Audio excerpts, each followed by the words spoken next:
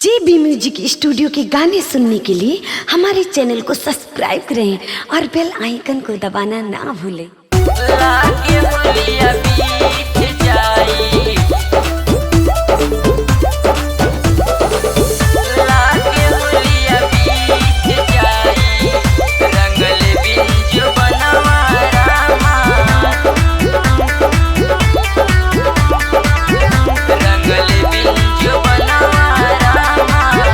भैया के बुला गए ननदो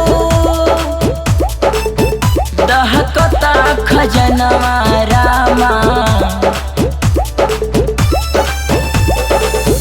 भैया के बुला गए ननदो दहकता खजनवा रामा। भैया के बुला गए ननदो दहकता खजनवा रामा। लागे होलिया बीत जाई रंगल बिंजो बनवा रामा। लागे होलिया बीत जाई रंगल बिंजो बनवा रामा। लागे होलिया बीत जाई।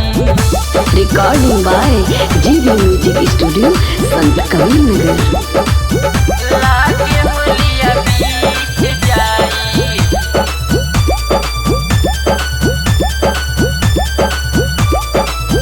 लागे होलिया बीत जाई रंगल बिंजो बनवा रामा। लागे होलिया बीत जाई। हंसिल चूड़ी बाली विदिया लीलार के। होली में केकर खातिर करब शौक सिंगार के।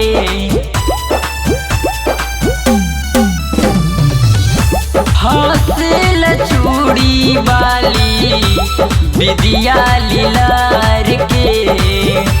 होली में केकरा खातिर करब शौक सिंगार के। पावडर लगावाला पा लागेला पिसनवा रामा।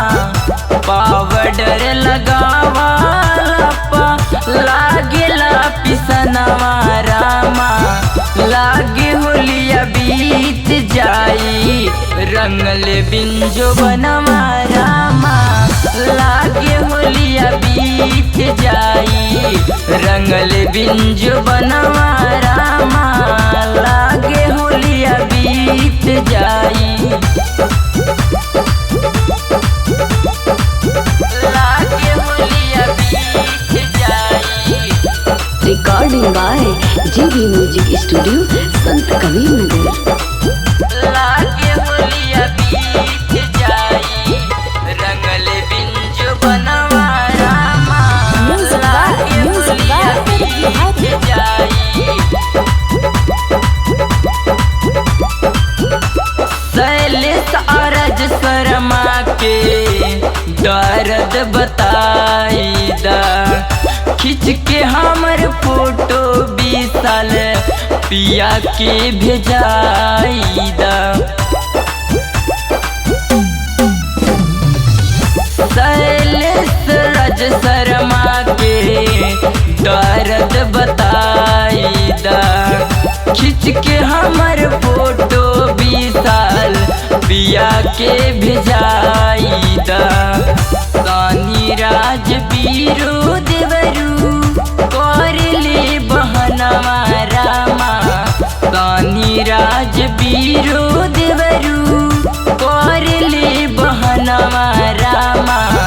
लागे होलिया बीत जाई रंगल बिंजो बनवा रामा। लागे होलिया बीत जाई रंगल बिंजो बनवा रामा। लागे होलिया बीत जाई।